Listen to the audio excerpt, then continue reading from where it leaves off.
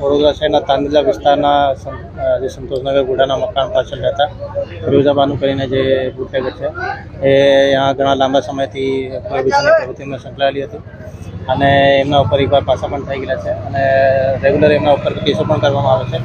એમને અહીંયા જે પોતાનું મકાનના આગળ જે બીએમસીની જગ્યા ઉપર દબાણ કરેલું છે દુકાનનું, આ દબાણ અત્યારે અમે બીએમસીની ટીમને જોડે રાખી દૂર કરી રહ્યા છે અને જે મહેરબાન ડીજીપી સાહેબની સૂચના હતી કે 6 કલાકના અંદર જે એવા ગુનાખોરીમાં પ્રવૃત્તિમાં સંકળાયેલા આરોપી છે એમના પહેલી યાદી તૈયાર કરવાની અને આ યાદી ઉપર એક્શન લેવાની કામગીરી કરવાની છે.